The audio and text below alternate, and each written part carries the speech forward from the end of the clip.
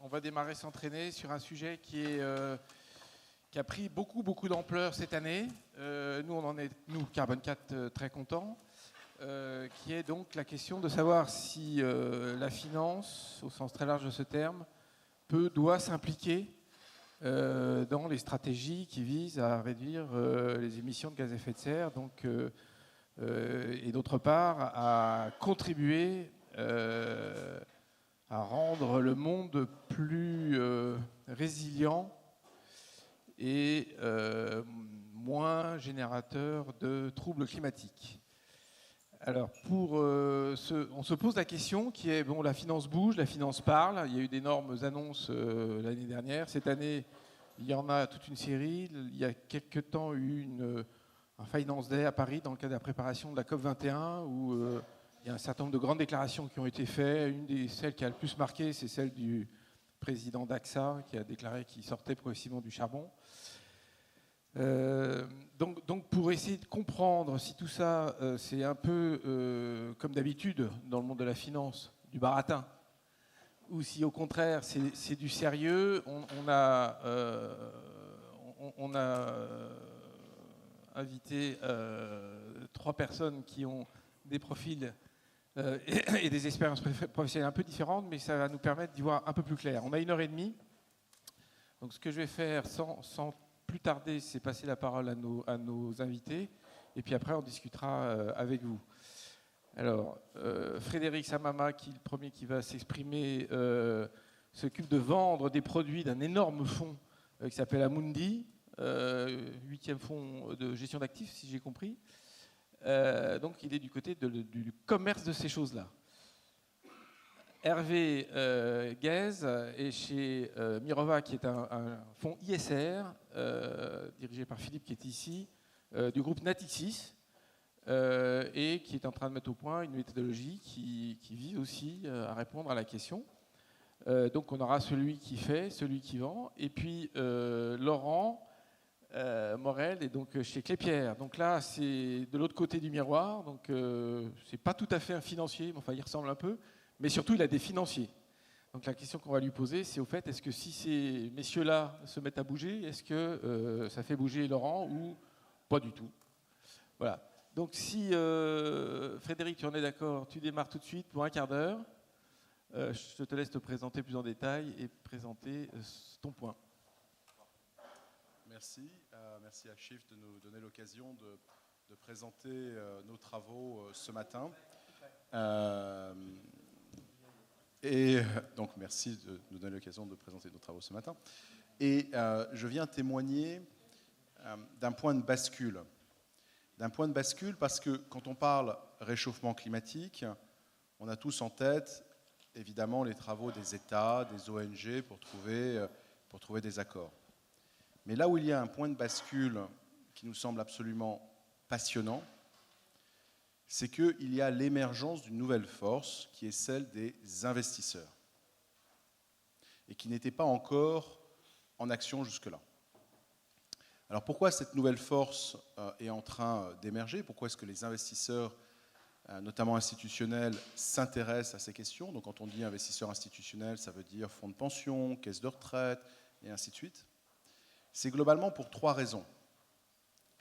La première, c'est qu'on parle de plus en plus de risques économiques. Et donc la question climat s'est transformée pour tous nos investisseurs en est-ce que j'ai des risques dans mes portefeuilles qui sont liés à la question du climat? Et si c'est le cas, c'est ma responsabilité fiduciaire que d'essayer de les traiter. Donc pour les investisseurs, réchauffement climatique égale risque, égale obligation de faire quelque chose. La seconde chose, c'est qu'il y a de l'innovation. Parce que ce ne sont pas des risques faciles, on va le voir, c'est complexe, il y a des problèmes d'horizon et ainsi de suite. Mais la bonne nouvelle, c'est que l'industrie financière arrive à générer des instruments qui permettent de gérer ces risques. Donc deuxième point, l'innovation pour traiter, encore une fois, ces risques. Troisième chose, c'est que de plus en plus, il y a des investisseurs qui disent clairement qu'ils font quelque chose.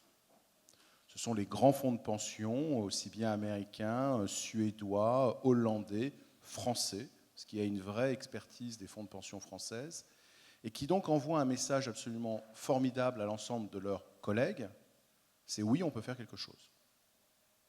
Et juste pour conclure sur mon introduction, c'est de dire que les investisseurs qui sont déjà intéressés par la question climat représentent 95 trillions de dollars. Alors si on n'est pas banquier central, 95 trillions, ça ne dit pas grand-chose, mais une façon de l'exprimer, c'est que 0,1% de 95 trillions, c'est 100 milliards. Donc il y a à travers la planète des gens qui sont déjà intéressés par la question climat, donc qui sont déjà sensibles à tout ce que l'on vient de se dire, mais qui faisaient encore pas grand-chose. À chaque fois qu'ils basculent de « je suis intéressé » à « j'agis », c'est une force pour 0,1, donc en gros rien du tout, l'infinitésimal.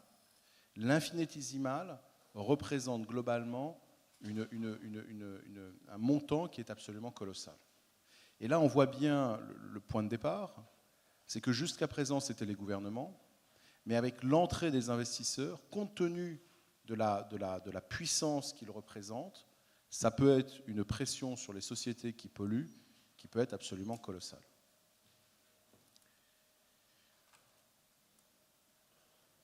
Donc voilà ce que l'on disait, donc à la fois les trois sujets. Le premier, c'est que c'est un risque économique.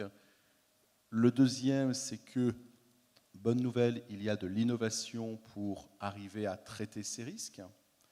Et troisième chose, c'est qu'il y a cette exemplarité de quelques fonds qui envoient des messages très forts à l'ensemble de leurs collègues. Alors, quand on parle de risque, juste quelques mots, vous êtes tous très familiers, mais je trouvais que ce graphique de Davos était intéressant parce qu'il fait un mapping année après année de tous les risques. Vous avez le terrorisme, vous avez tas de choses. Bon. Et dans la plus grande probabilité et le plus gros impact, vous voyez, dans donc la plus mauvaise position, il y a le climat. Donc quand vous demandez aux gens qui vont à Davos quel est le plus gros risque et celui qui aura le plus d'impact pour la planète, désormais c'est le climat. Et l'autre chose qui est intéressante, et qui témoigne bien de cette évolution vers un concept de risque financier, c'est que les banques centrales, normalement, ça gère des taux d'intérêt, ça gère de la croissance, ça gère potentiellement le chômage, enfin, c'est ça la roadmap d'une banque centrale classique. Et désormais, les banques centrales s'intéressent aussi à la question climat. Elles reconnaissent qu'il y a là un risque d'instabilité financière. Et donc vous avez à la fois la Banque d'Angleterre, qui est à la pointe, mais vous avez aussi la Banque centrale du Brésil, et plus récemment la Banque centrale de Chine, qui écrit des rapports sur la green finance. Donc tout d'un coup, on voit bien que c'est un sujet qui est aussi en train de basculer dans le monde économique. Alors, quelques citations pour montrer ça. Et peut-être celle qui est la plus simple, c'est celle de Martin Wolf dans le Financial Times. Alors, il dit une chose très simple. Il dit, en ce moment, les marchés considèrent que les sociétés qui polluent ne seront pas taxées. Et Martin Wolf dit, mais si vraiment vous investissez à 15-20 ans, est-ce que vraiment vous pouvez faire ce pari ? Est-ce que vraiment vous pensez qu'une boîte qui pollue, pour les 15 ou 20 prochaines années, elle ne sera jamais taxée ? Et Martin Wolf, il dit non, c'est pas sérieux. Donc peut-être que la probabilité est de 15, 20, 50, peu importe, mais elle n'est pas de 0.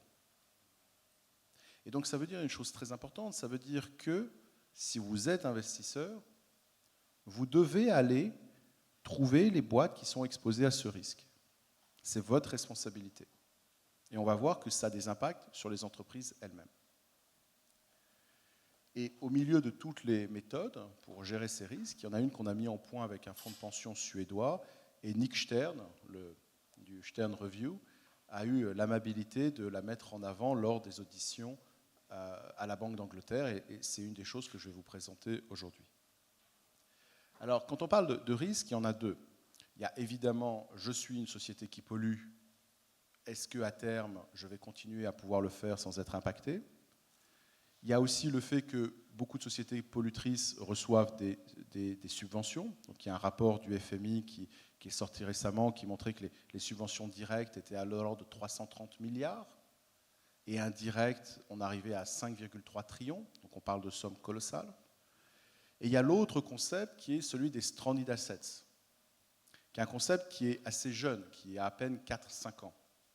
Alors d'un mot, parce que ce n'est pas toujours aussi connu que la question des sociétés qui polluent, les stranded assets, c'est une idée assez simple. C'est que si vous êtes une société pétrolière, de gaz, de charbon, votre valorisation est fondée sur vos réserves. Combien de millions de mètres cubes de gaz, de charbon, de pétrole vous avez. Voilà. C'est comme ça qu'on vous valorise. Et il y a 4-5 ans, il y a quelqu'un qui a eu l'idée, mais au fait, si je fais la somme de tout ça, est-ce que la planète peut l'absorber? Est-ce que ces chiffres qu'on utilise pour la valorisation, ils correspondent au budget de la planète? Et là, la réponse n'est pas fatalement positive, parce que si on veut garder à 80% de probabilité une augmentation de 3 degrés, on a un budget uniquement de 1400 tonnes gigatonnes équivalent CO2. Et on utilise 2800 pour valoriser les entreprises.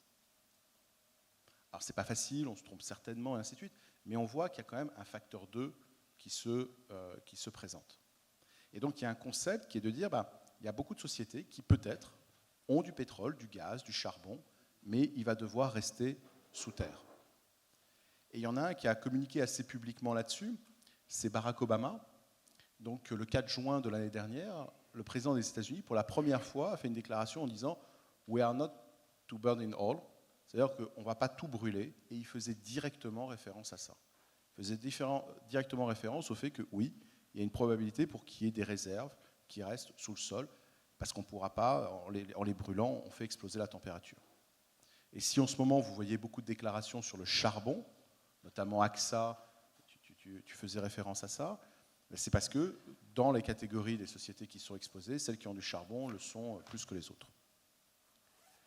Alors le problème, c'est que jusqu'à présent, il y avait une compréhension de ces risques, mais la plupart des gens disaient « ouais, mais c'est compliqué parce que c'est du long terme » et ainsi de suite. Bon.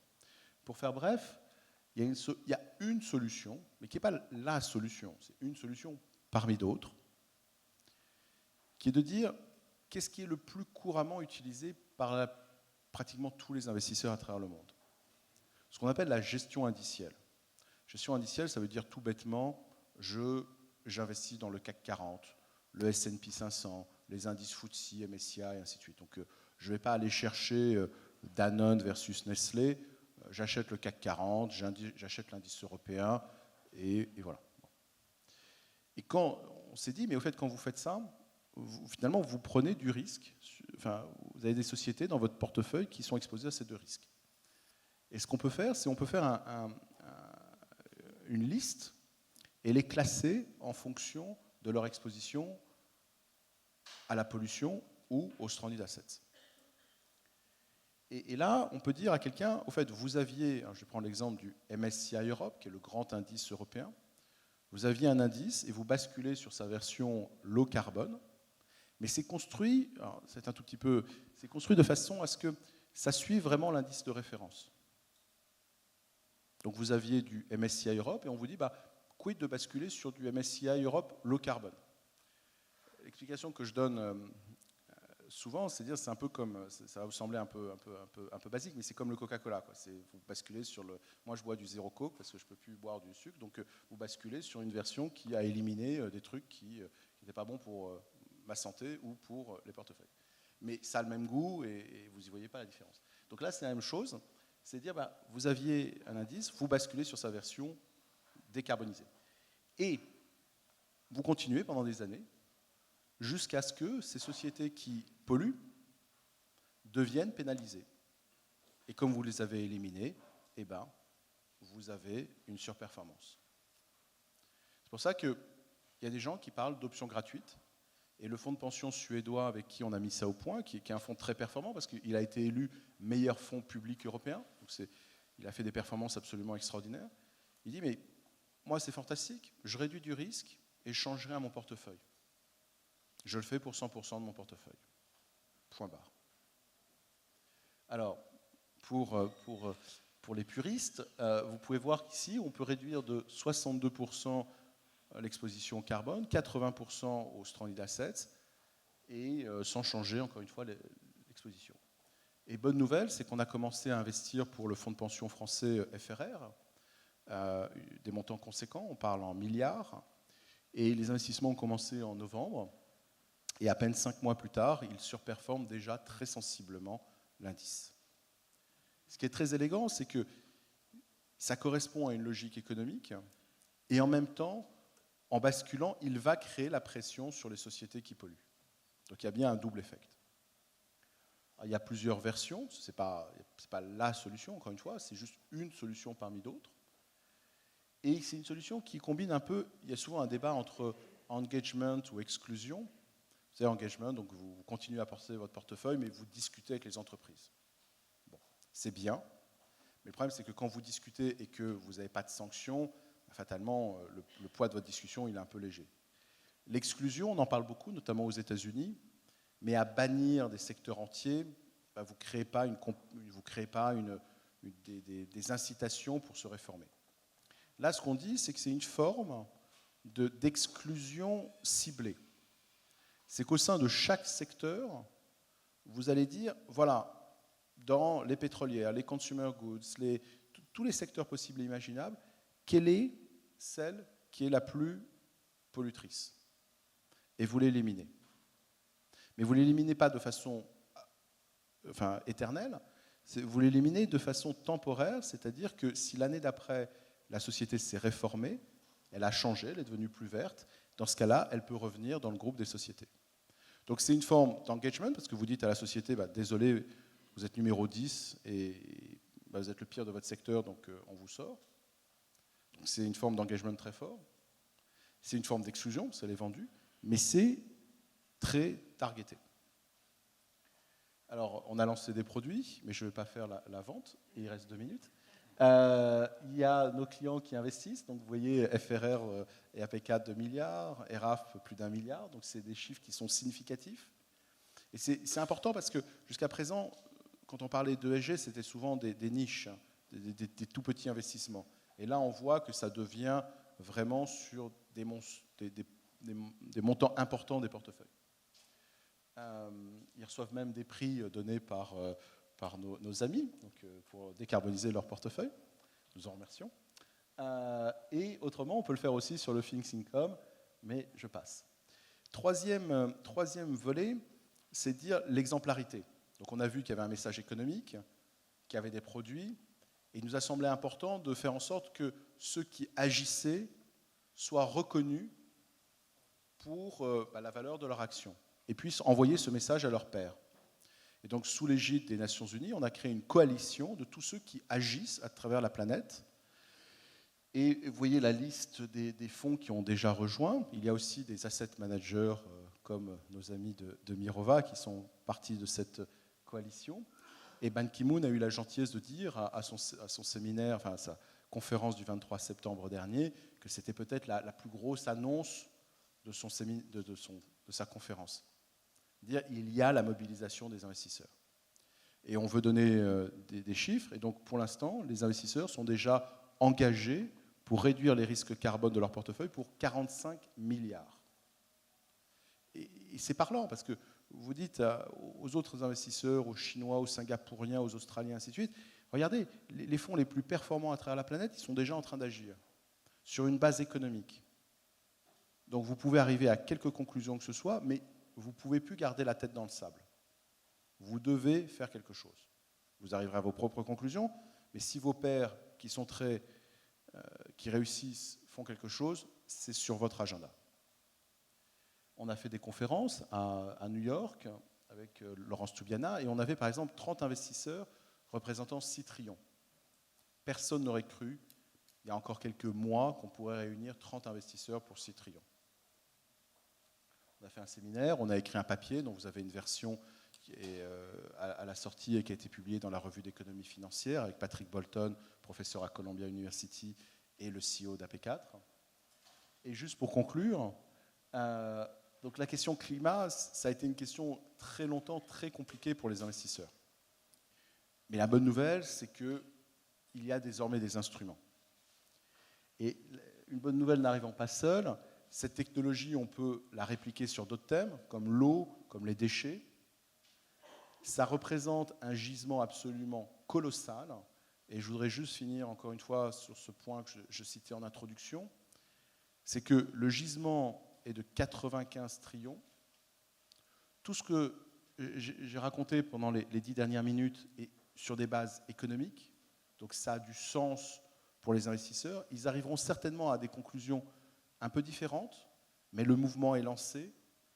Et en mettant en mouvement 95 trillions, à chaque fois qu'on bouge une fraction, c'est une somme colossale qui réalloue du capital de sociétés qui polluent vers des sociétés qui sont moins polluantes.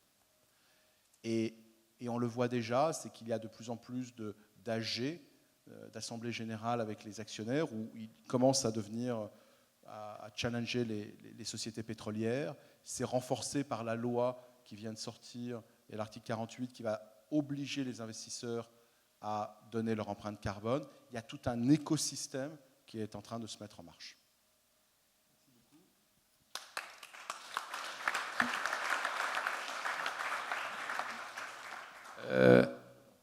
Avant de passer la parole à Hervé, juste un petit mot.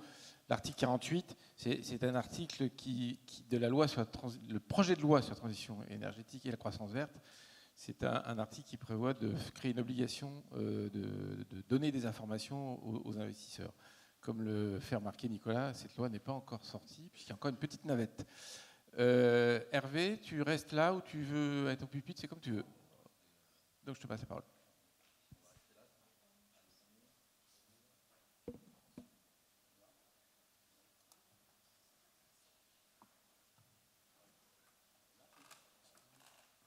Secondes.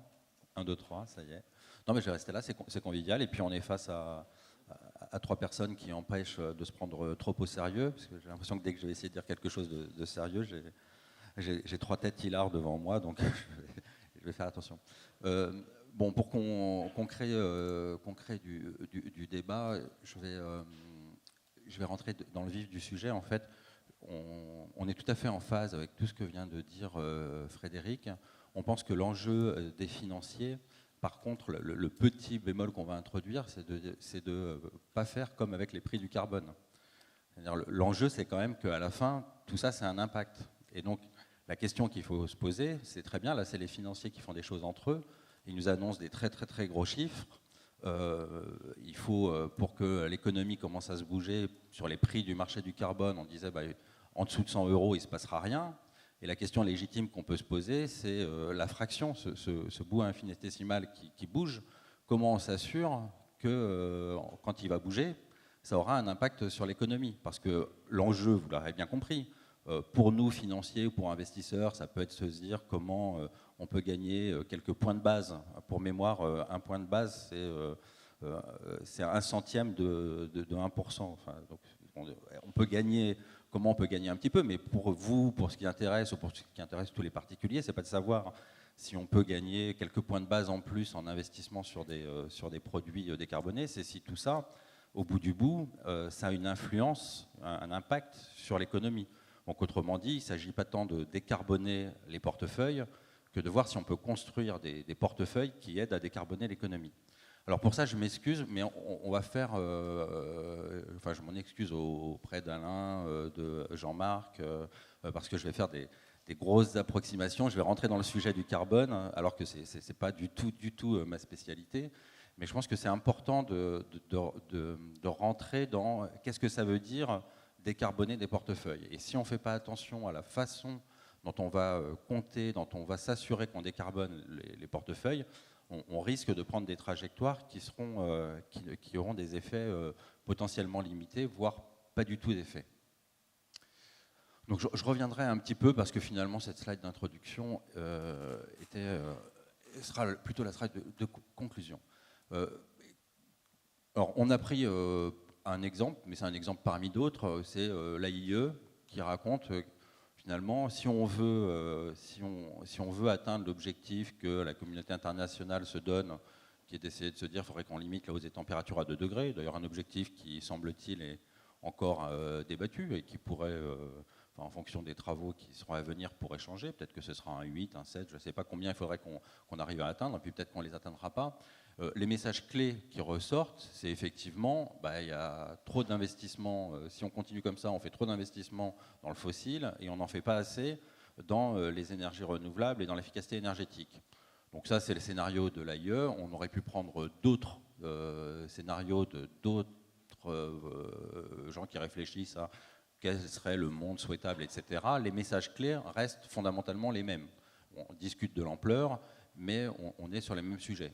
Il faudra faire plus d'énergie renouvelable, il faudra faire plus d'efficacité énergétique, il faudra faire moins de fossiles, avec des débats sur les parties orange.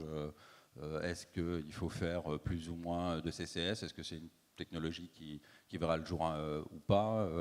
Bon, le nucléaire, ça je laisserai nos amis de Carbone 4 en parler, ce sont des experts. Voilà. Mais globalement, les messages sont les mêmes, plus d'ENR, beaucoup plus d'efficacité énergétique et moins de fossiles. Quand on a dit ça, du coup, quand on regarde une entreprise, donc j'ai essayé de simplifier, hein, vous me reprenez, Alain, Jean-Marc, sur les histoires de scope. Quand on regarde une entreprise, puisque c'est ça quand on achète des actions d'entreprise, de la dette, c'est essentiellement des dettes d'entreprise. On achète d'autres choses, hein, directement, des infrastructures, des sociétés de projet, mais l'essentiel des trillions qui ont été mentionnés par Samama sont essentiellement investis sur des actions d'entreprise et de la dette émise par les entreprises, et bien sûr par la dette des États. Mais on va se concentrer sur le sujet des entreprises, puisqu'on n'a pas encore trouvé finalement comment faire des fonds qui allaient décarboner les États.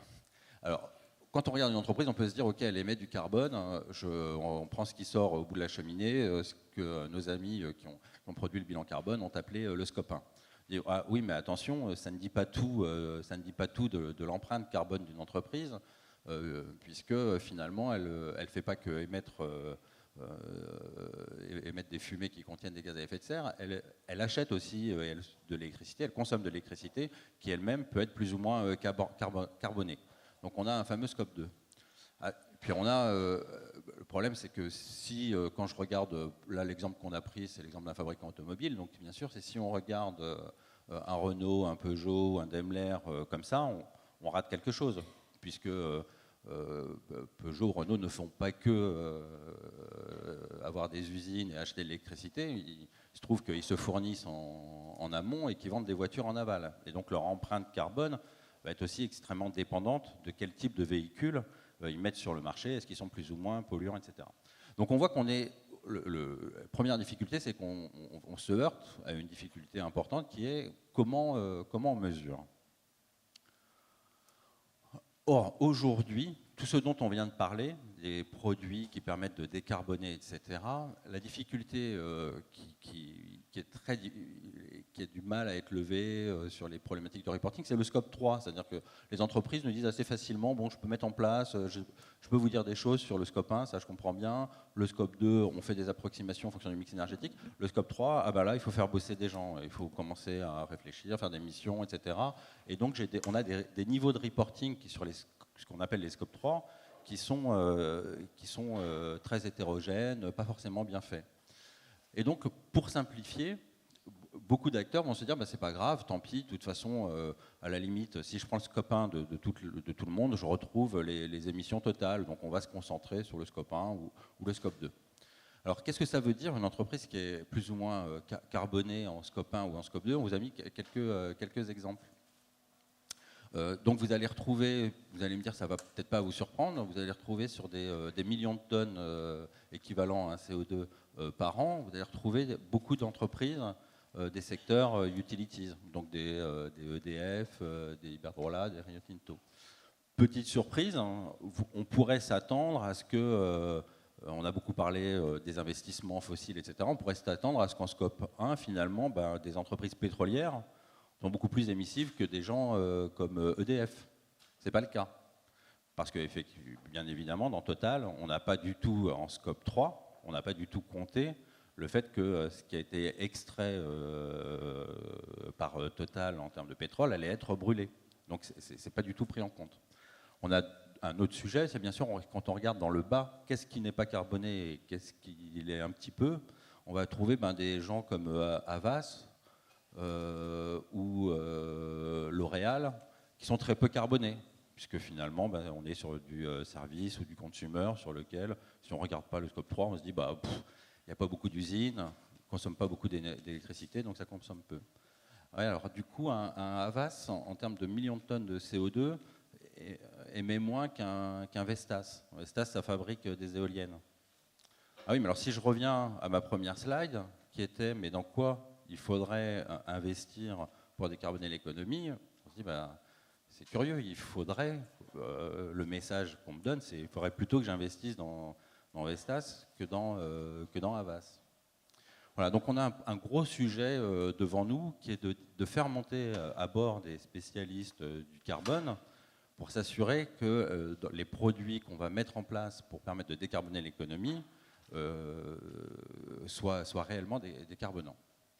Alors c'est un exemple d'erreur qu'on pourrait faire, c'est-à-dire on s'est dit tiens, si on n'est que sur des scopes 1 et sur des scopes 2, voilà les entreprises qui émettent le plus dans les secteurs d'activité. Donc on va retrouver l'ensemble des entreprises des secteurs industriels et utilities ou des énergies intensives, ciment, acier, etc. En disant voilà, ceux qui polluent, ce sont ceux-là. Et si on regarde les contributeurs dans un portefeuille qui permettrait de réduire l'empreinte carbone du portefeuille, si on raisonne que sur du scope 1, scope 2, qu'est-ce qu'on va trouver? On va trouver des acteurs du monde de la finance, un peu de technologie, un petit peu de services, etc.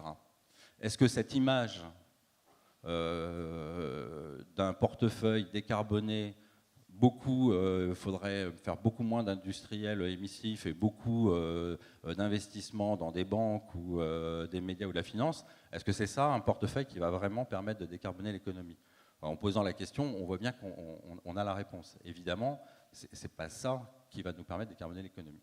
Donc ce qui se passe aujourd'hui, c'est que en fait, on n'a pas pris en compte ce qu'on a essayé d'appeler, on a fait travailler, donc il n'y a rien de secret, nos amis de Carbone 4 sur ce sujet-là. Ce qui n'est pas pris en compte aujourd'hui sur les méthodologies carbone au niveau des entreprises, c'est ce qu'on peut résumer sous le terme d'émissions évitées. On a la chance, j'y reviendrai, de proposer à nos investisseurs des fonds Green Bond. Dans des fonds Green Bond, on finance des projets. Dans les projets qui sont financés, les banques de développement pour mettre des projets vertueux d'un point de vue carbone, elles nous disent toutes, elles ont des typologies de mesures d'empreinte carbone qui sont faites comme ça. C'est-à-dire elles regardent les émissions brutes du projet, elles se disent finalement toute activité humaine émet du CO2, toute activité est polluante, donc ça c'est normal, et donc c'est naturel de regarder quel est le niveau d'émissions. Et par exemple, ils peuvent se donner des seuils. Par exemple, la BEI s'est interdit d'aller tout investissement possible au-delà de 400 tonnes d'équivalent de CO2 par mégawattheure. Ouais, je crois que c'est ça. Mais ce n'est pas ça qui va faire qu'ils vont se motiver pour aller faire un projet. Qu'est-ce qu'ils vont regarder? Ils vont bien sûr regarder si, quand on fait le projet, par rapport à... Il me reste 3 minutes, merci Alain, je suis... par rapport à un projet, par rapport à un scénario de référence, est-ce que faire ce projet, c'est positif ou pas? C'est-à-dire, est-ce que je vais mettre en place une nouvelle centrale, un nouvel projet qui va permettre de réduire les émissions? C'est ça qu'ils regardent. Et donc, ils calculent les émissions nettes. Alors, bien sûr, ça soulève beaucoup de questions. C'est quoi le scénario de référence? Comment je vais compter? Sur quelle zone, etc. Mais fondamentalement, la question qui est posée est bien celle-là. Ce n'est pas que le niveau d'émission, c'est est-ce que le projet en question permet de réduire ou pas? Est-ce qu'il est porteur d'une solution? Parce que notre ami Frédéric a oublié un seul élément du problème carbone, c'est l'innovation, elle n'est pas que financière. Elle est bien évidemment aussi technologique et industrielle. Quelles sont les solutions qui vont permettre de décarboner l'économie? Et donc c'est ça qu'il faut essayer de capturer aussi quand on fait du carbone. Voilà, donc on a, partant de ce postulat, on est allé voir nos amis de Carbone 4 en leur disant, écoutez, puisque la finance maintenant est sérieuse sur ce sujet-là, ce qui était moins le cas avant, il y a beaucoup d'investisseurs, grâce aux efforts d'Amundi, de Mirova et d'autres qui se mobilisent sur les sujets du climat. Donc vous avez maintenant face à vous des investisseurs qui disent s'intéresser au sujet. Donc il va falloir que vous rentriez dans le dur et que vous regardiez un petit peu les problématiques carbone et vous disiez, pour qu'on puisse mettre ces données carbone pour faire des produits qui ne se trompent pas dans les directions qu'on va donner. Voilà, donc ça, c'était pour vous introduire. Alors là, il me reste 2 minutes, je vais faire court parce que ce n'est pas le plus intéressant probablement.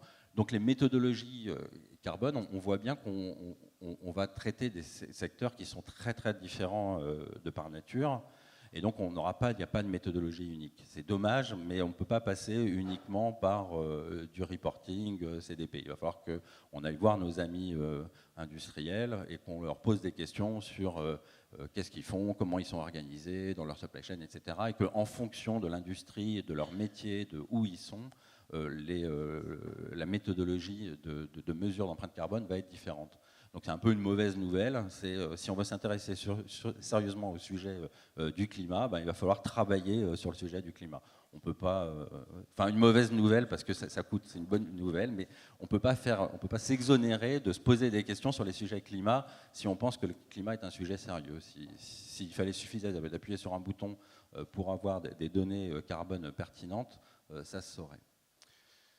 Voilà, donc typiquement, on est en place une méthodologie qui verra le jour, donc Alain t'en dira peut-être un mot, qui va s'appeler Carbon Impact Analysis, qui essaye de mesurer à la fois les émissions induites, mais aussi les émissions évitées par entreprise en fonction de leur secteur d'activité. Et là, on voit bien évidemment que il peut y avoir des entreprises émissives qui émettent beaucoup de carbone et qui ont peu de solutions. Il y a des entreprises dans les secteurs utilities comme Deverbund qui, eux, bien sûr émettent aussi, mais qui peuvent proposer beaucoup de solutions qui permettent d'éviter. Et pareil, sur des secteurs bâtiments ou transport, on peut avoir des photos très différentes en ajoutant ce pilier qui est les émissions évitées. Voilà. Donc, tout ça pour dire quoi? Pour revenir au début, qui est de dire, quand on fait ça, on se dit la façon de prendre en compte dans des investissements les problématiques carbone, elle n'est pas qu'au niveau c'est une des solutions qu'a présenté Frédéric, c'est globalement de dire ok, vous investissez sur un indice et par secteur, vous allez rester secteur neutre et par secteur, vous allez changer quel est le plus mauvais de chacun des secteurs et vous allez tourner en envoyant un signal. La question que nous, on se pose, c'est est-ce que le signal prix qu'on donne en faisant ça, est-ce qu'il est vraiment intéressant? D'abord, est-ce que par rapport à la problématique économique qui est sous-jacente, qui est de dire dans quel type de secteur il faut investir, le fait de dire je choisis de ne pas faire de choix et donc d'investir sur les indices tels qu'ils sont aujourd'hui, déjà c'est un premier non-choix. C'est-à-dire je dis que l'allocation sectorielle étant ce qu'elle est, moi, en tant qu'investisseur, je reste collé à cette allocation sectorielle. Est-ce que cette allocation sectorielle elle est pertinente par rapport au sujet climat qui nous occupe? Première question à laquelle ne répond pas la méthodologie, il va falloir répondre. Deuxième sujet, c'est de dire si je tourne, dire cette année, pas de chance, tiens, c'est Total qui est le plus mauvais dans son secteur. Qu'est-ce que je vais faire? Pour être secteur neutre, je vais mettre plus de BP et plus de Shell. Donc est-ce que c'est ça la solution la plus adéquate? Et l'année d'après, Total a fait un effort, donc du coup je vais mettre Total. Mais est-ce qu'ils ont fait un effort? Ou est-ce que c'est juste en relatif qu'ils sont moins bons? Et quand je m'assure que l'effort qui a été fait permet d'être suffisant par rapport à la problématique climat qu'on a. Donc nous, notre pari, c'est de dire les solutions qu'on doit avoir doivent aussi raisonner sur les risques, bien sûr, probablement réduire les allocations sectorielles sur le fossile, voire s'en passer si on trouve qu'il n'y a pas d'investissement, mais aussi aller chercher les opportunités technologiques et les produits décarbonants. Donc on a une offre qui est essentiellement basée sur cette idée-là, et donc qui permet aux investisseurs d'aller sur des fonds d'infrastructure en énergie renouvelable ou des partenariats publics-privés avec des contrats de performance énergétique. On vient de lancer un fonds Green Bond, donc qui investit sur des projets qui sont ciblés et qui sont économes en carbone. Et on a des fonds thématiques actions qui essayent de prendre en compte cette dualité entre émissions émises et émissions évitées pour avoir un ratio carbone qui est vraiment très différenciant par rapport au point de mire. Voilà. Donc le débat qui va se créer entre nous, mais il est sain, c'est de se dire est-ce qu'il faut faire beaucoup avec un petit impact? faible avec un très gros impact. Bon, je le vois bien arriver comme ça. Je pense que c'est un peu un... Bon, je ne veux pas empiéter. Je pense que c'est un peu un faux débat. La vraie question, c'est de se dire comment on reporte et comment on s'assure que la façon dont on a calculé les choses sont fidèles par rapport aux problématiques économiques sous-jacentes. Une fois qu'on est d'accord là-dessus, une fois qu'on s'est mis d'accord sur les méthodes, les méthodologies qu'on utilise, après, on peut comparer les produits. Par contre, si on utilise des méthodes qui, par nature, ne posent pas les problèmes ou ignorent certains aspects du problème, ça, c'est sûr qu'on risque de faire des erreurs, quelle que soit la typologie d'approche qui est faite. Voilà. Donc, d'où le message qu'on a envoyé auprès de nos amis de Carbone 4, c'est de dire, attention, voilà, la finance s'intéresse au sujet, intéressez-vous au sujet, à la façon dont la finance regarde les problématiques carbone pour qu'on s'assure qu'on soit cohérent, sincère par rapport à la façon dont on mesure les problématiques carbone des entreprises dans lesquelles on investit. Merci beaucoup.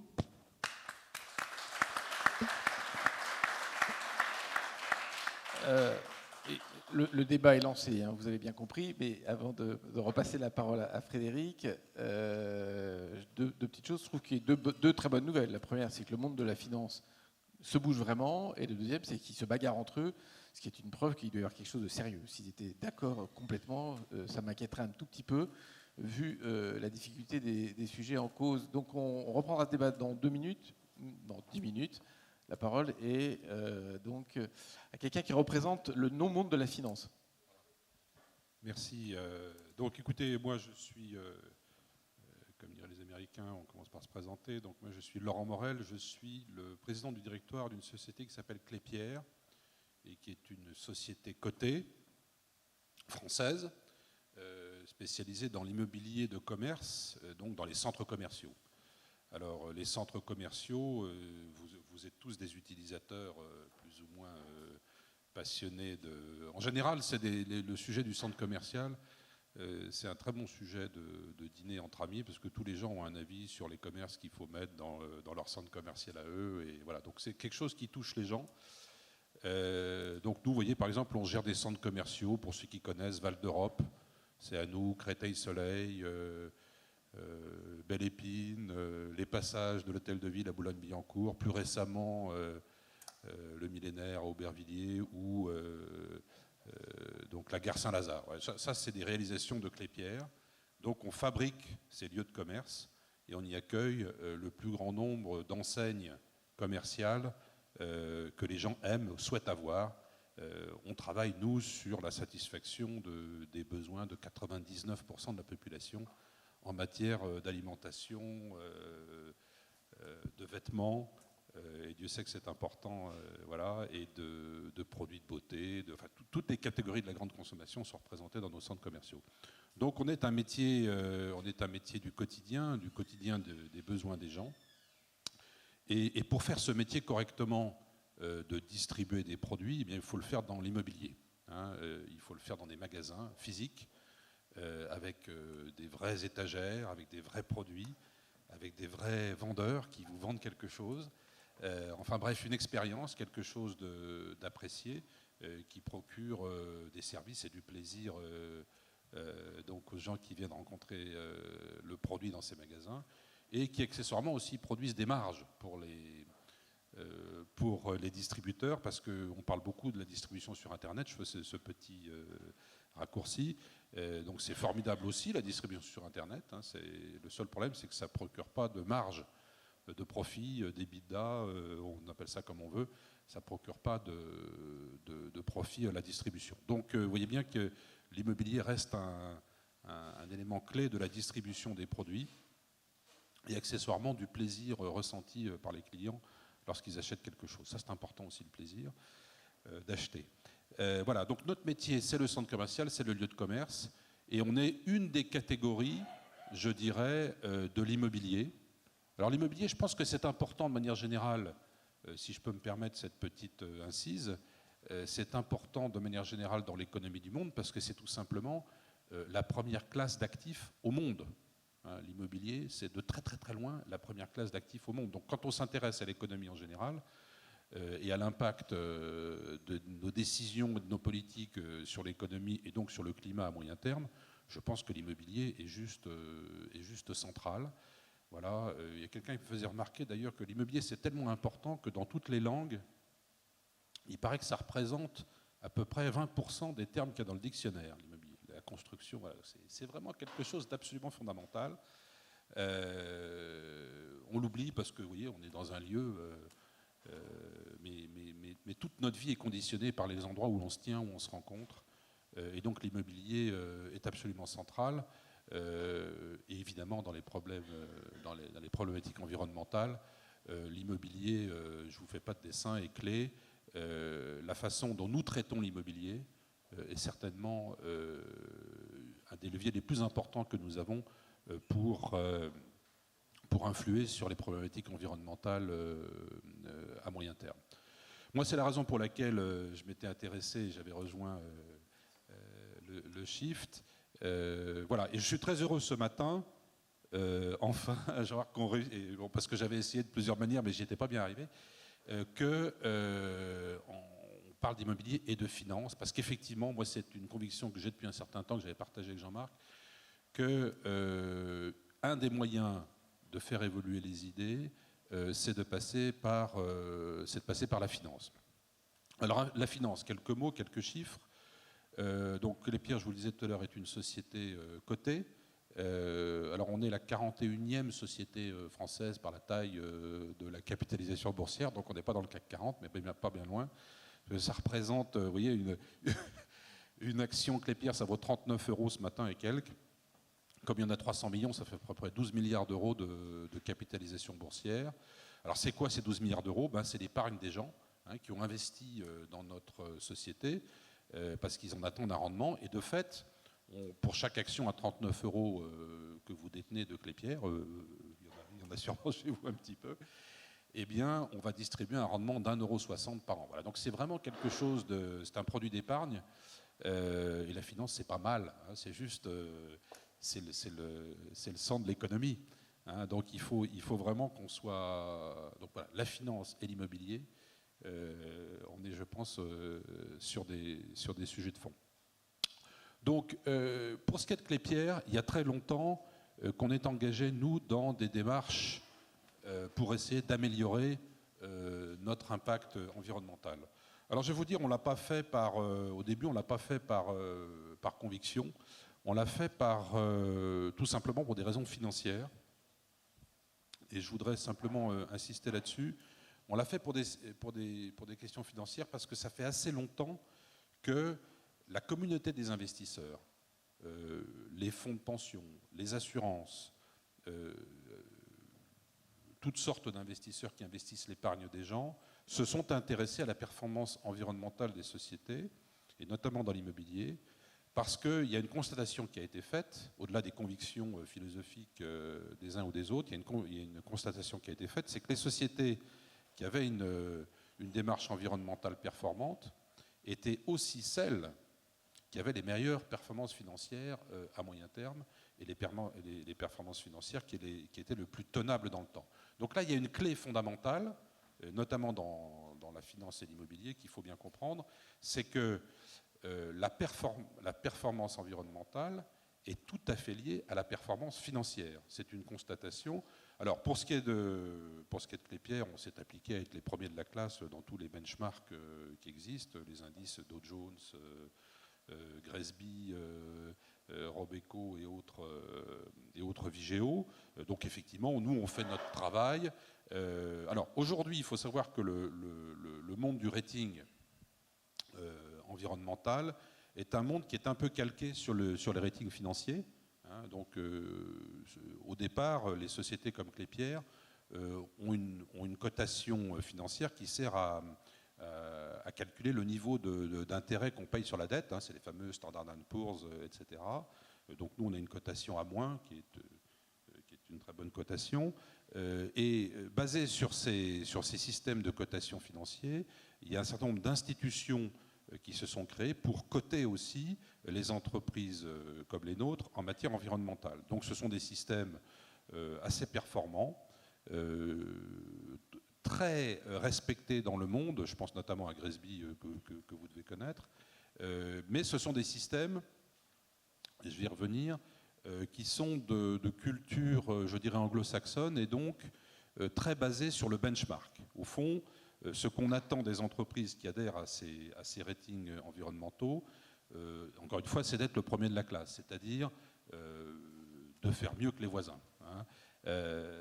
Donc en fait, on s'assure par ces systèmes de benchmark que les entreprises font leurs meilleurs efforts pour progresser, puisqu'effectivement, on n'aime pas être derrière le petit copain, donc en permanence, on va chercher à améliorer la gouvernance de l'entreprise, l'impact énergétique, l'impact sur les déchets, hein, et on va essayer de progresser tous les ans. Mais aujourd'hui, donc effectivement, je vous entendais tout à l'heure parler des entreprises pollutrices. Alors, d'abord, je ne connaissais pas ce nom, mais je retiens. Voilà, pollueuses. Alors, disons, les entreprises pollutrices. Je voudrais juste simplement dire que j'avais une réaction là-dessus. Je ne suis pas sûr qu'il y ait des pollueurs et des non-pollueurs. Je pense que tout le monde est un peu pollueur et un peu pas pollueur. En tout cas, un des bons effets du système de rating, c'est la notion de progrès. Et ça, dans le domaine anglo-saxon, dans le domaine du rating anglo-saxon, c'est quelque chose qui est très positif. C'est-à-dire qu'il n'y a pas de mauvaise ou de bonne situation environnementale, il n'y a que des situations qui se dégradent ou des situations qui s'améliorent. Et le système des ratings, voilà, je vais un peu vite, mais pour me faire comprendre, mais je pense que le bon système, enfin la bonne nouvelle des systèmes de rating, c'est qu'ils font progresser les entreprises, de manière générale. Donc, effectivement, pour vous, ça veut dire, vous le disiez tout à l'heure, celui qui a mieux progressé, si Total a mieux progressé que Shell, je vais acheter plus de Total cette année. Voilà. Donc, il y a un système tout à fait bénéfique. Voilà. Donc, la bonne nouvelle, c'est que ces agences de rating existent, qu'elles ont déjà une très forte influence sur les entreprises, en tout cas dans mon domaine, mais c'est vrai probablement dans tous les autres domaines, et qu'elles sont, sans aller jusqu'à l'éviction, elles vont effectivement générer des préférences chez les investisseurs, donc elles vont être extrêmement motivantes pour le management, parce que tel que vous me voyez, moi, ma position, elle dépend de ma capacité à faire évoluer le cours de l'action, donc si j'y arrive plus, je ne serai plus dans ce fauteuil. Et donc, voilà, donc effectivement, on est tout à fait attentif à la performance financière de l'entreprise, et ça fait longtemps qu'on a détecté que les ratings nous permettaient d'améliorer la performance financière. Donc oui, les ratings sont suivis, les ratings sont tout à fait efficaces pour les entreprises. Nous, dans l'organisation Clépierre, on a 5 personnes qui travaillent en permanence à la communication financière, dont 2 qui ne font que de la communication sur l'environnemental. Alors, ce n'est pas que de la communication, parce qu'effectivement, on prend des engagements, par exemple, et on les tient, c'est-à-dire qu'on a réussi à faire baisser, nous, depuis qu'on a cette démarche, on a engagé une réflexion sur la consommation de kilowattheure par visiteur, hein, et on a fait baisser en 5 ans la quantité de kilowattheure par visite de 25% chez Clépierre. On est vraiment, là, de ce point de vue, les premiers de la classe. Donc vous voyez que on l'a fait au départ parce qu'on s'était intéressé à cette démarche environnementale. Ça a eu un effet bénéfique sur notre consommation énergétique et sur notre performance financière parce que finalement on consomme moins d'énergie. Voilà, c'est vrai aussi pour les déchets, c'est vrai pour la sécurité, c'est vrai pour beaucoup de sujets. C'est une démarche qui fonctionne. La démarche des agences de notation environnementale vis-à-vis des entreprises, je peux vous le dire, elle est très concrètement efficace et elle a une influence sur la politique des entreprises. Et moi, ma recommandation aujourd'hui, c'est de s'appuyer sur ce virus-là qui fonctionne pour instiller donc un ADN supplémentaire, on va y venir, qui est celui de la réflexion sur le carbone. Alors, je voudrais dire autre chose aussi, c'est que la finance, c'est bien. Pourquoi c'est bien la finance ? Pourquoi c'est pas mal, je vais vous dire ?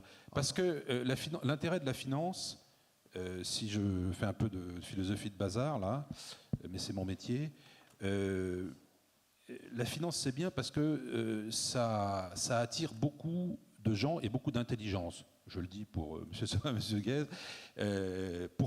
C'est-à-dire que, comme il y a beaucoup d'enjeux dans la finance, hein, on parlait de trillions, je vous citais les chiffres de l'entreprise que je dirige, et c'est un peu effrayant les montants de la finance, mais en même temps, regardons les choses positivement. La finance, c'est beaucoup d'enjeux financiers. Donc c'est beaucoup d'intelligence, c'est beaucoup notamment d'analyse financière. Et voilà une chance considérable, parce que je vais vous dire, moi, le problème de nos sujets environnementaux, c'est le problème de se faire comprendre.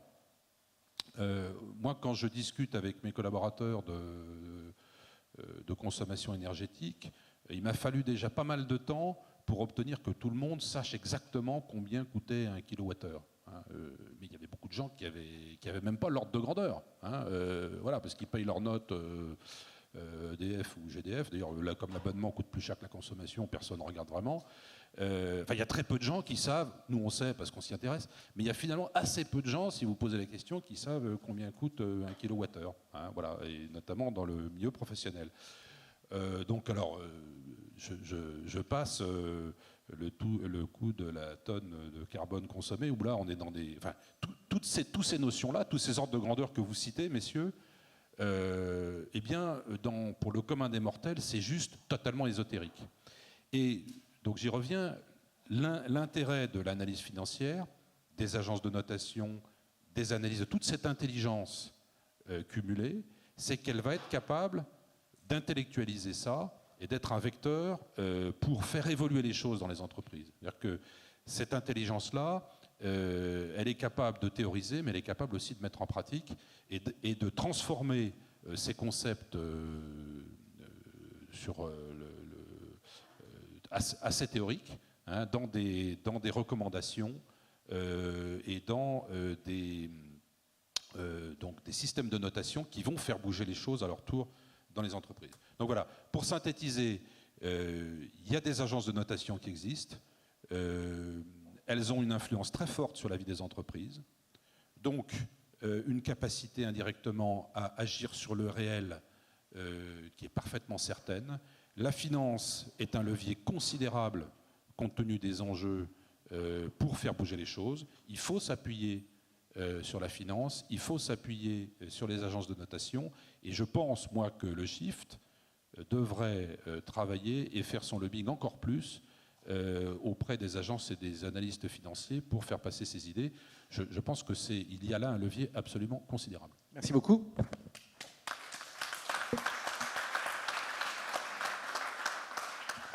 Alors, avant de vous passer la parole, je vais passer la parole à Frédéric qui bouille de répondre à Hervé et peut-être des réactions croisées. Donc, je vous propose qu'on fasse 5 minutes chacun de réactions croisées. Alors, je vais commencer et dire que je suis tout à fait d'accord et que cette notion de rating, implicitement, c'est exactement ce que l'on essaye de faire.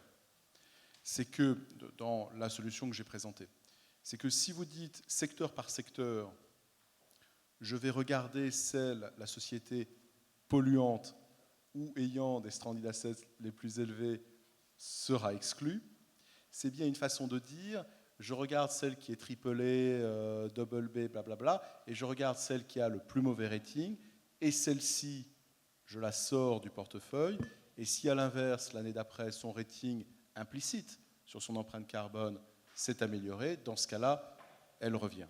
Donc, merci. Donc nous sommes exactement dans cette logique-là. Nous n'avons pas appelé ça rating, mais c'est exactement le cas. Sur la présentation d'Hervé, on a bien vu que là, il y avait le concept des scope 1, scope 2, scope 3, et qu'il n'y avait pas le concept des stranded assets, si j'ai bien compris. Et un des exemples, une des conséquences de réintroduire les stranded assets, qui sont encore une fois le concept des réserves, est-ce que je peux brûler mes réserves ? Et certainement non, parce qu'autrement la température part en vrille à travers la planète, eh bien une société comme Total, qui a beaucoup de réserves, va se retrouver de nouveau pénalisée. Donc on le voit, il y a déjà des solutions pour essayer d'approximer ces problématiques. Ensuite, il y a 2 questions de fond. C'est soit on se dit, on sait exactement, on a une vision très précise, et voilà ce qui doit être fait, soit on se dit, soyons très pragmatiques et humbles, Les concepts de stranded assets, ça n'existait même pas il y a 4-5 ans. Il y aura certainement encore plein de choses. Et donc, en faisant, on apprendra. Et dernier point, qui est presque le plus fondamental de toute cette histoire, c'est qu'on parlait des 95 trillions, ce qui est un chiffre, en effet, un peu colossal. Il faut se rendre compte que ces 95 trillions ne font rien pour l'instant. Donc, la question qu'on peut se poser, c'est quel est notre rôle ?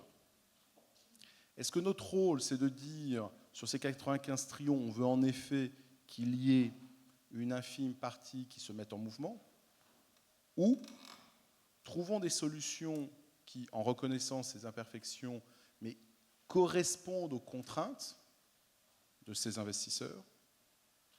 Et quand cette masse va se mettre en mouvement, elle va générer de façon diffuse, un peu chaotique et ainsi de suite, mais une pression colossale sur les entreprises.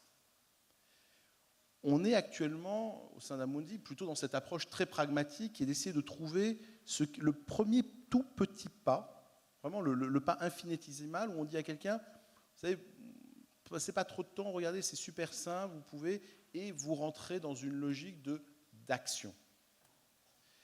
Et on pense qu'on voit déjà, et il n'y a pas les gens de FRRAF, mais ils pourraient très bien témoigner ce matin, de dire, ayant agi avec un tout petit pas, désormais, quand ils rencontrent les dirigeants de Total ou qu'ils vont aux AG des sociétés, eh bien, ayant agi, ils se sentent plus confortables pour aller challenger le CEO sur c'est quoi votre politique demain sur les stranded assets, sur l'innovation et ainsi de suite. Donc nous, on croit beaucoup à les petits pas qui font que quelque chose qui était immobile se mette en mouvement, et une fois que c'est en mouvement, comme vous le disiez, il y a beaucoup d'intelligence, de ressources sous toutes ces formes, d'agences, d'analyses, de chercheurs et ainsi de suite. Si on met cet écosystème qui n'était pas encore au travail sur la question climat, ça peut représenter une force colossale émergente. Et juste pour conclure d'un mot, c'est que si le gouvernement a créé le pilier 4 ou la COP21, a créé le pilier 4 de l'agenda des solutions, donc il y a en gros tout ce qui n'est pas dans l'accord gouvernemental, et tout ce qu'on se raconte ce matin rentre dans ce pilier, c'est parce que le gouvernement ou la COP21 a bien compris que l'émergence d'une nouvelle force pouvait aider aussi l'obtention d'un agrément à Paris en novembre-décembre. Oui, je voudrais, à l'appui de ce que vous dites, citer une expérience de Klépierre qui est celle de la consommation d'énergie dans les centres commerciaux. C'est un truc assez pragmatique qui nous concerne. Je le dis, c'est parce qu'on s'est intéressé à notre communication financière et à la dimension environnementale de cette communication financière qu'on a dû rendre des comptes à des agences de notation spécifiques sur ce sujet-là. Et qu'on s'est aperçu en rendant compte, souvent c'est en rendant compte qu'on prend de meilleures décisions. Et en rendant compte à ces agences de notation, on s'est dit, mais on doit faire quelque chose pour la consommation énergétique par visite, le nombre de kilowattheures. Et on a fait des choses comme ce qu'on appelle du relamping, c'est-à-dire changer les lampes dans les centres commerciaux, comme monitorer, éteindre la lumière quand on s'en va, etc., tout ça qui n'était pas fait. On a diminué la consommation d'électricité dans nos centres commerciaux de 25%. C'est 8 millions d'euros de gagnés pour nous par an. Voilà. Donc, je veux dire, c'est très concret, et effectivement, c'est une démarche tout à fait cohérente. On démarre en communiquant, on rend des comptes, on se regarde soi-même, on prend des décisions, et après 5 ans, on a gagné de façon concrète. Et non seulement on a gagné sur un secteur, mais on a donné envie à l'entreprise d'aller rechercher d'autres sujets, parce que la démarche a été positive. Donc maintenant, c'est les déchets, c'est les transports, etc. Donc c'est une démarche extrêmement qui est tout à fait efficiente. Juste un mot, disons, on va demander au gouvernement moi quand j'entends ça, alors là, je prends la parole une seconde. Oui, je prends la parole une seconde. Alors, avant de redonner la parole à Hervé, je prends un petit mot, et puis ensuite Hervé, puis la salle. Juste un tout petit mot, pour bien séparer les genres. Au sein de la COP21, les gens qui sont traditionnellement invités depuis 20 ans, c'est les ministres de l'Environnement, pour la faire extrêmement simple. Et les enjeux, et je caricature grossièrement, mais les enjeux du climat sont souvent vus comme des enjeux interne à la question écologique et climatique. C'était pas possible, et je pense que c'est pas possible que dans l'agenda de négociation de la COP21, on fasse rentrer les sujets qui sont là, parce que les acteurs sont pas là.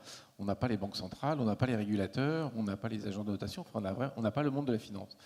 Donc c'est un peu logique, et même très heureux, enfin c'est logique d'une part, et très heureux d'autre part, que la finance s'invite cette année dans le jeu, parce que je pense, moi aussi, que pour finir, c'est elle qui a le plus gros levier aujourd'hui. Et je préfère qu'on s'en arrête là, parce que c'est vrai qu'après la discussion de savoir quelle est la part des gouvernements, quelle est la part du privé, quelle est la part des ONG, là je pense que c'est encore un autre débat, et ce matin on n'aura pas le temps de l'aborder si ça ne s'embête pas. Voilà. Ah bah évidemment, je suis pas en train de te censurer. Alors, vas-y Hervé. Oui, non, pour dire... effectivement, est-ce que la finance, c'est bien, c'est mal? Effectivement, je pense qu'il faut sortir de cette logique-là. Et c'est vrai que le chemin par lequel on est passé, les crises financières, les subprimes, etc., la finance a une image un peu détestable auprès du grand public. Il ne s'agit pas de réhabiliter la finance en disant tout est merveilleux. Il s'agit de faire comprendre que la finance est effectivement un outil, on peut s'en servir pour des choses très différentes. Ce que vous dites fondamentalement, on est tout à fait d'accord, c'est de dire que la finance peut être un levier, un moteur de changement dans la réalité des entreprises de façon très importante. Encore une fois, moi, franchement, je n'ai pas d'avis, je suis agnostique sur le fait de savoir est-ce qu'il faut que 95 trillions se bougent un peu, ou il faut qu'on bouge, qu'on prenne 10% des 95 trillions et que cela se bouge beaucoup, j'en sais rien. Par contre, ce qui est important, c'est que pour la finance travaille bien, il ne faut pas qu'on se trompe de thermomètre. Alors l'analogie avec les agences de notation est très bonne, c'est-à-dire comment les agences de notation financières sur les ratings fonctionnent. Elles vous calculent un ratio de liquidité, vous calculent un ratio de solvabilité. Elles ne font pas que ça, et vous n'avez pas une base de données où vous sortez un ratio de liquidité, un ratio de solvabilité, vous regardez quel est le plus ou moins mauvais, vous surinvestissez ou vous sous-investissez sur celui qui est le plus ou moins mauvais. Vous dites, est-ce que je vais être remboursé ? Et donc, pour être remboursé, il y a la liquidité, il y a la solvabilité, la stratégie de l'entreprise, les cash flows, l'adéquation, etc. Et on note, etc. Et comme c'est un sujet important pour les entreprises, pour les financiers, les financiers sont tout à fait à l'aise avec le fait de dire cette évaluation-là, elle a de la valeur, elle est importante, il y a des moyens derrière qui ont été mis, de l'intelligence qui a été mobilisée pour produire ce système de notation sur la capacité d'une entreprise à rembourser sa dette. Ce qu'on dit, c'est qu'il faut, sur le thermomètre climat, puisque c'est un nouveau sujet, et aujourd'hui on se dit la finance doit rendre compte sur sa capacité à délivrer à la fois de la performance financière, mais aussi de mesurer la performance climatique de ses investissements, il faut aussi investir sur le thermomètre. C'est-à-dire que c'est probablement des chiffres carbone qu'on peut dire, mais ce n'est pas que ça. Et donc, il va falloir qu'il y ait des acteurs qui soient forts sur ces sujets-là, qui permettent de dire, je ne sais pas quel est le bon outil, produit, est-ce qu'il faut faire un peu, mais par contre, sur le thermomètre, vous ne pouvez pas dire n'importe quoi, il faut que vous soyez sérieux sur le thermomètre que vous utilisez, pour que les signaux sur la performance environnementale et les facteurs de changement soient importants. Je voudrais dire juste un mot de ce point de vue-là pour aller dans votre sens. Je pense que ce que vous venez de dire est très important. Les agences de notation, c'est un monde très anglo-saxon. Hein, ça commence par le rating sur la dette, historiquement, mais aujourd'hui, les agences de notation environnementale qui ont pignon sur rue, les GRESB et autres, enfin dans le domaine de l'immobilier, etc., sont des systèmes très empiriques. Et pour le coup, moi je suis persuadé qu'il manque un corpus intellectuel à ces agences sur le domaine climatique. Et je pense que le rôle qu'on peut jouer ici, c'est justement d'apporter à ce que j'appelle ce virus des agences un ADN intellectuel, scientifique de meilleur niveau. Et voilà. Et c'est un travail qu'il faut qu'on fasse, enfin je pense que le chiffre devrait faire, de conforter, je dirais, la démarche de ces agences par quelque chose d'intellectuellement plus fondé que la simple comparaison des sociétés totales, échelles, etc. Il faut travailler le corpus scientifique. Et aujourd'hui, ce sont des organisations d'obédience anglo-saxonne, assez commerçantes, qui travaillent sur le benchmark, mais qui n'ont pas de fondement scientifique. Et le dernier mot pour conclure, après, c'est de dire dans les outils qu'on va utiliser, on peut être sur deux approches. Finalement, on peut se dire, on peut reprendre les images qu'on voyait circuler dans les publicités de l'époque où BNP Paribas, par exemple, nous expliquait que la finance, on mettait de l'huile dans les rouages. Hein, donc c'est un peu comme s'il y avait l'économie d'un côté et puis que la finance était une espèce de substrat, d'abstrait, quelque chose qui s'immisçait dedans. Alors, en fait, ce qui est difficile à faire comprendre, c'est que ça, c'est faux. C'est-à-dire, la finance est essentiellement un outil qui permet de donner un prix aux choses et d'allouer du capital. Et c'est juste majeur dans la façon dont l'économie se construit. Donc il ne faut pas penser les outils financiers comme seulement la façon de mettre de l'huile dans les rouages, et de toute façon l'économie sera ce qu'elle est, enfin elle n'a pas d'impact. Les produits et la façon dont les investissements vont se faire et dont les attentes des investisseurs vont se forger, dont les prix vont se former, a une incidence sur l'économie. Le fait que vous preniez une décision d'investir sur tel ou tel projet basé sur tel ou tel critère, le projet va se faire ou ne va pas se faire. Donc ce n'est pas juste de l'huile dans les rouages, c'est un élément, pas le seul, l'innovation technologique. Enfin, il y a plein de choses qui vont faire qu'une société va exister, qu'elle va mourir, etc. Mais sa capacité à lever des financements et donc à orienter l'épargne vers elle est un facteur majeur. Voilà. Et on s'est construit un petit peu intellectuellement sur les 20-30 dernières années sur l'idée que la finance était neutre par rapport à tout ça. Finalement, l'économie était ce qu'elle est. Et c'est de ça aussi dont il faut sortir. Et donc, on a effectivement, comme tu le disais, Frédéric, aujourd'hui, je pense que la finance et le climat, on a un alignement des planètes qui est très fort. C'est-à-dire quand on prend les réflexions sur le sujet finance qui sont portées par exemple, John Kay en Angleterre, sur comment la finance doit évoluer, quand on prend l'agenda des solutions, le sujet climatique est un sujet important. On voit que les politiques, on sort du ministère du Développement durable pour commencer à discuter aussi avec le ministère des Finances. Quand on voit l'innovation technologique, les entreprises, on est sur un schéma très fort. Donc aujourd'hui, le seul sujet sur lequel il faut faire attention, ceux qui vous disent ah oui, mais la performance climatique, pour la mesurer de façon intelligente, ça coûte trop cher, on ne peut pas faire, ceux-là mentent. C'est-à-dire que c'est un faux sujet. Il faut investir dans le thermomètre pour être sûr de ne pas se tromper sur la performance climatique, parce que c'est important. Voilà. Juste un mot, je vais passer la parole à la salle. Je ne t'oublie pas une seconde. Alors, pendant que tu lances ton propos, est-ce qu'on peut faire tourner les micros pour ceux qui veulent prendre la parole, et de manière à ce qu'on ait maintenant un temps d'interaction? Oui, alors d'un mot, juste pour rebondir, et malheureusement je vais être encore d'accord, mais c'est de dire, en effet, mais jusqu'à présent, qui faisait ces thermomètres? C'était en effet cette société hollandaise, c'était Carbon Disclosure Project, ainsi de suite. C'était à l'état d'ONG ou de société à la limite entre ONG et professionnels. Et c'est le point que j'essayais de faire tout à l'heure, c'est de dire que désormais, avec l'entrée potentielle et massive des investisseurs, tout cet écosystème va recevoir des ressources. Quand CalPERS dit « je prends engagement de publier mon empreinte carbone », quand il y a le Montréal Pledge qui aligne près de 50 investisseurs à travers le monde qui disent « je vais communiquer sur mon empreinte carbone », quand PGGM, le grand fonds de pension, quand FRR, ERAP et ainsi de suite, eh bien, ils sont tous en train d'appeler ces fournisseurs et en train de leur dire « bon, c'est bien, mais vous pouvez faire mieux. Et je vais vous donner des ressources parce que je vais acheter vos études, parce que ça va devenir obligatoire en France. Donc ça va être un formidable accélérateur. Obligatoire ? Tout à fait, si la loi passe, de donner son empreinte carbone. Ça, c'est une mauvaise nouvelle.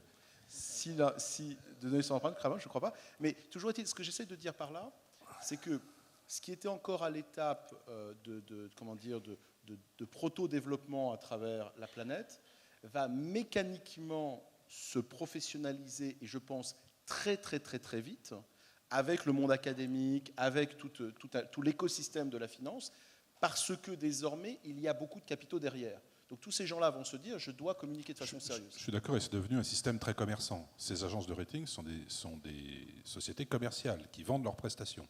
Donc elles ont une logique commerciale. Hein. Ça a démarré souvent, vous avez raison, et notamment j'en connais un ou deux des Hollandais qui ont démarré sous un peu de trucs à la bonne franquette, assez sans but lucratif, et aujourd'hui c'est devenu des organisations commerciales. Je vais passer la parole à la salle. Donc, qui a une question? Alors, ce que je propose, c'est est-ce qu'il y a d'autres questions? Alors, Nicolas, donc on va prendre les deux questions d'abord parce que le temps presse. Ouais.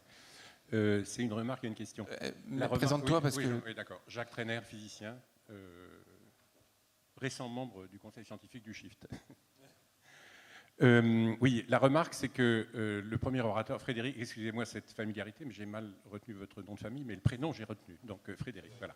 Alors, a pris comme référence les 1500 gigatonnes, le budget global de 1500 gigatonnes de CO2 et non pas les 1000 du 2 degrés. Donc, vous considérez que le 2 degrés, c'est le passé et le 3 degrés, c'est vers ça qu'on va. Je suis tout à fait d'accord avec ça. Hein. Donc, ça me réconforte dans le réalisme que vous abordez, avec lequel vous abordez les choses. Donc, ça me pose pas de problème, mais je voulais simplement le souligner et qu'on soit bien d'accord sur ce truc-là. Okay. Alors, la deuxième chose, c'est que alors, c'est effectivement passionnant, je suis tout à fait convaincu. Enfin, il y a une logique nouvelle qui apparaît, qui n'est pas la logique des diplomaties, des États, machin, etc. Donc ça, c'est formidable. Parce que ça ménage des surprises. Mais il y a quand même un élément, alors je sais bien que ce n'est pas le cœur du truc, mais quand même, parce qu'en négatif, si on regarde du côté de l'ASPO, les pics pour les fossiles, c'est 2050, quoi, y compris pour le charbon, ou 2060 peut-être. Si on dit qu'on ne brûle pas tout ça, ça veut dire que les pics viennent avant. Et donc là, il y a quand même un énorme problème d'énergie, de ressources en énergie pour assurer le développement. C'est quand même quelque chose qui est vissé, ils sont vissés l'un à l'autre, quand même, le développement et la ressource en énergie. Donc, il faut quand même, pour essayer de voir si ça peut rester autre que marginal, maintenant ça démarre, donc d'accord, mais pour que ça se développe, il faut quand même avoir une idée de ce qu'on peut faire à la place. Donc, on ne peut pas ne pas parler de la capture du CO2, voire même des émissions négatives ou du nucléaire, parce que dans l'état actuel des choses, ce n'est pas avec le renouvelable qu'il faut faire, bien sûr, et la performance énergétique qu'on va résoudre ce problème-là, qui est en toile de fond. Donc, comment vous réfléchissez à ça? Alors, donc, la question est notée. Nicolas? Donc Nicolas Boquet, je suis directeur environnement et énergie de l'Association française des entreprises privées, la FEP.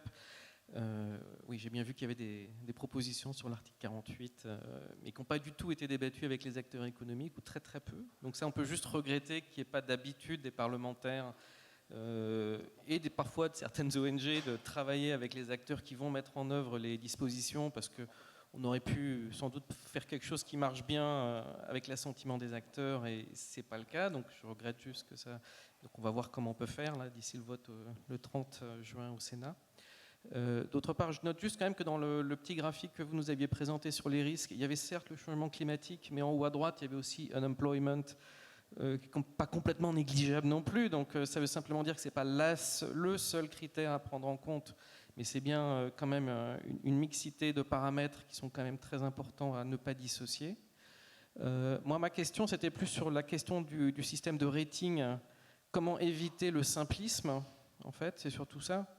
Et est-ce que quelque part, finalement, au-delà de mesurer les réductions effectives des entreprises, en termes d'émissions de CO2, il y a plein d'autres impacts en dehors de ça. Et ce n'est pas forcément l'impact CO2 qui est le pire, parfois d'une entreprise à l'autre. Donc comment éviter d'être simpliste? Et à mon avis, il y a surtout comment stimuler les investissements finalement pour les entreprises qui ont un pouvoir de modifier leur mode de... leur processus, on va dire, qui sont fortement générateurs. Et là, ma question, c'est donc comment intégrer dans ces systèmes de rating la politique d'investissement de l'entreprise, notamment dans sa R&D toute seule ou à plusieurs, parce qu'on voit bien que parfois ça dépasse les frontières d'une seule entreprise. Et donc la R&D et l'innovation. Et évidemment, pendant ce temps-là où elle investit dans des nouveaux modes de recherche, etc., évidemment qu'elle ne réduit pas ses émissions, mais pour autant, est-ce qu'elle ne fait rien? Moi, je ne pense pas du tout.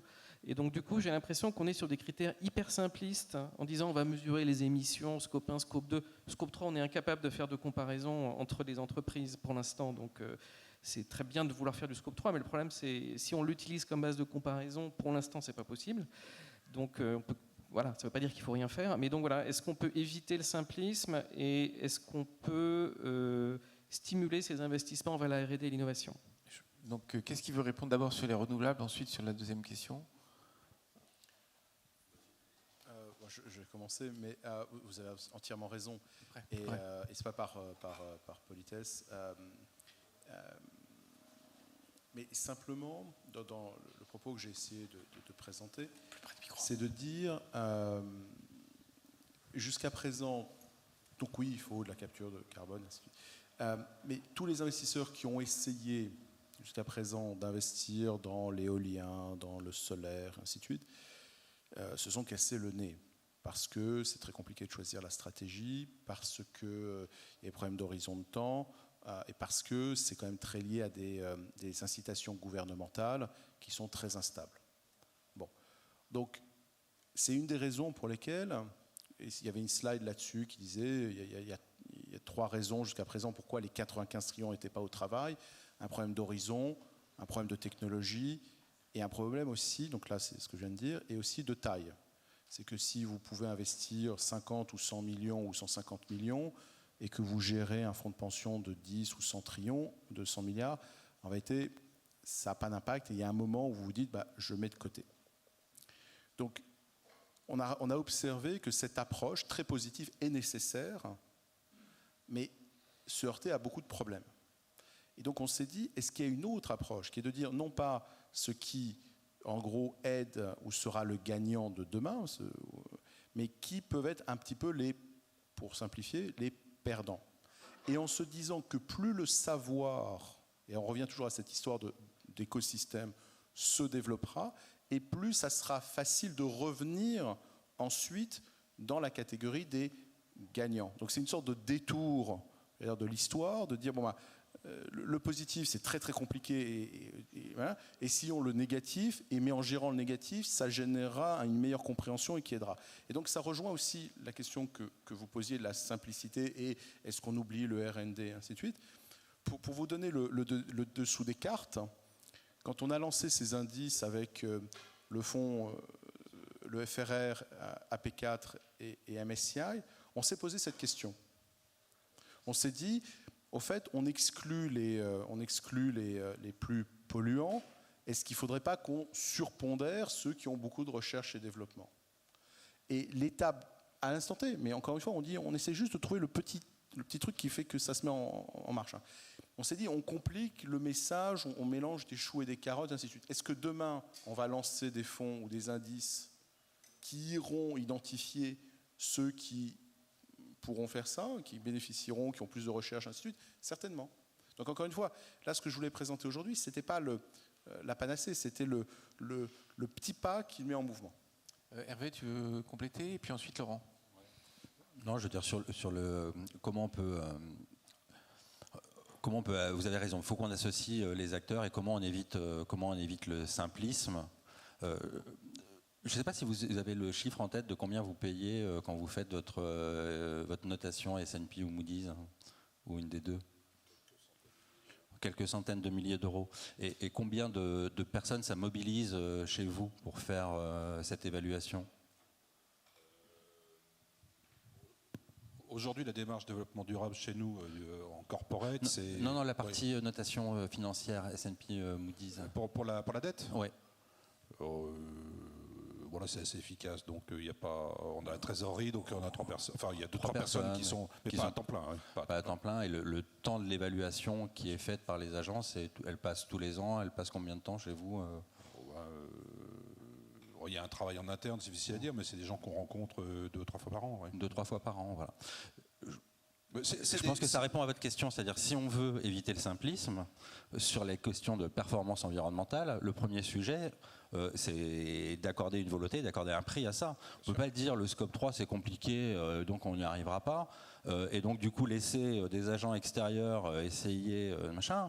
Il faut se dire oui, puisque c'est compliqué et que peut-être que la performance environnementale va devenir une condition d'accès au marché, ou peut-être que nous on se mette autour de la table et qu'on se dise mais qu'est-ce que ça veut dire que de mesurer notre performance environnementale? Et si on ne fait pas ça, on va faire n'importe quoi sur les produits derrière. Et oui, vous aurez des décisions qui vont être prises et vous ne comprendrez pas pourquoi, sur des données, etc. Donc je pense que le premier sujet, c'est, si on veut éviter le simplisme, il faut de la volonté, il faut prendre au sérieux le sujet. Et oui, ça passe par des investissements, du temps passé et rentrer dans ce système-là. Ça coûte, oui, enfin comme je ne sais plus qui l'a dit, l'éducation aussi ça coûte, essayez l'ignorance, vous verrez si c'est un monde économique rentable. Donc oui, ça coûte. Après, est-ce qu'il faut faire que du renouvelable, du nucléaire, du CCS? Est-ce que c'est 1500? Est-ce que c'est 1000 gigatonnes, etc. J'ai un avis.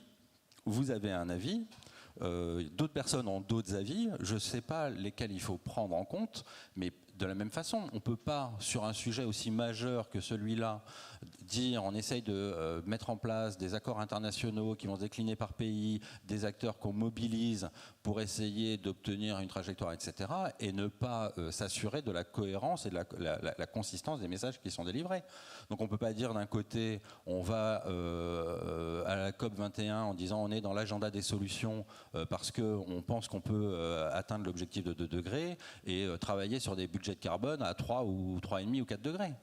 Donc, je ne dis pas qu'on sera à 3 ou à 2, j'en sais rien, hein, j'ai pas de pseudo, mais en tout cas, on ne peut pas ne pas être cohérent. C'est-à-dire, soit on abandonne l'objectif de 2 degrés et on se dit l'objectif collectivement qu'on se donne, entreprise et financier, ben, c'est d'être dans un monde à 3. Je ne sais pas exactement à quoi il ressemble, d'après le GIEC, c'est pas très joli. Et on met des produits en place pour arriver à 3. Mais ne nous mentons pas. On ne se dit pas, on met en place des produits pour arriver à 3 à l'agenda des solutions de la COP21, alors qu'on cherche un accord à 2. Ça, ce ne serait pas honnête. Voilà, oui, juste pour rebondir sur ce que vous disiez, et toujours pour faire la réponse au simplisme, la seule réponse pour éviter le simplisme, c'est le travail, l'intelligence et le temps passé. Et donc toutes les bonnes idées scientifiques que nous avons sur le climat, et qui sont maintenant avérées et bien établies, il faut les transmuter dans des idées opérationnelles, réelles. Pour rentrer dans le réel, il faut encore beaucoup de travail. Et pour reprendre une autre allégorie, il ne nous viendrait pas l'idée de construire une maison sans architecte. Le coût de l'architecte, c'est 10% du coût. Donc, je veux dire, si on veut investir correctement, si on veut avoir un effet sur le réel, il faut s'appuyer sur la finance, encore que, disons certains, il faut s'appuyer sur la finance qui a le moyen de financer cette recherche pour une meilleure prise de décision et une meilleure influence sur le réel, véritablement. Bon, ok, ça c'est une bonne nouvelle. On va pouvoir barboter un peu d'argent à la finance. Jean-Marc. Alors moi j'ai compris qu'on avait le business plan de Carbone 4, cher associé, puisqu'il faut investir 10% des 90 trillions, c'est bien ça 95. Dans la mise au point de méthodes sérieuses. Donc si tout va bien, on fait 9 trillions dans quelques années. Moyennant quoi on pourra financer un tas d'œuvres caritatives. Non, alors j'ai une question. Partager, hein, Jean-Marc. On peut en laisser un peu des miettes. Hein. Ouais, pas beaucoup. Non, c'est bien que j'aime beaucoup les monopoles régulés, moi. J'ai une question de diable dans les détails, justement.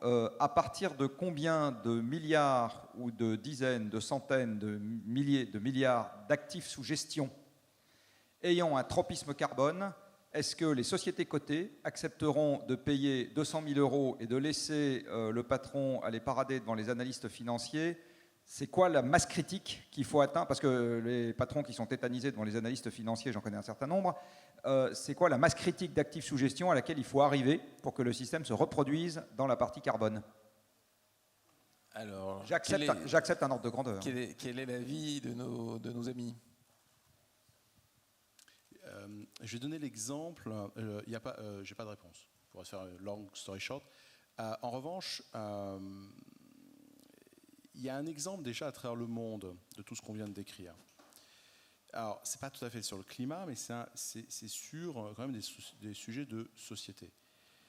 C'est le gouvernement japonais. Donc, Mr. Abe veut réformer les sociétés japonaises, et notamment leur gouvernance, et notamment leur retour sur equity. En gros, les sociétés japonaises ne sont pas super bien gérées. Bon. Et qu'est-ce qui s'est passé? Sorti de nulle part, il y a un indice qui a été lancé, qui sélectionne justement les sociétés qui ont un bon retour sur capital, comme un des grands critères. Sorti de nulle part, le fonds de pension japonais, qui fait 1,4 trillion, donc c'est le plus gros investisseur à travers la planète, s'est mis à répliquer cet indice. Et ce faisant, réalloue son capital des sociétés qui gèrent mal vers les sociétés qui gèrent bien. Donc c'est vraiment complètement copier-coller de ce que sur le retour sur capital. Et qu'est-ce qu'on observe au Japon? C'est que les sociétés qui sont exclues font un gros travail pour essayer de revenir dans cet indice de départ. Donc à la question de savoir quelle est la masse critique, c'est super dur de répondre. Et c'est plutôt une histoire de signal. Et c'est pour ça qu'on a essayé de construire des indices qui avaient des règles très transparentes pour que les entreprises soient bien, au courant des raisons pour lesquelles elles avaient été mises de côté. Et j'allais dire, on commence déjà un petit peu à l'observer, parce que je donnais les exemples de FRR ou ERAP, qui se sont lancés dans ce type d'action. Maintenant, ils sont beaucoup plus à l'aise pour aller challenger les dirigeants des sociétés pétrolières sur leurs plans liés au réchauffement climatique.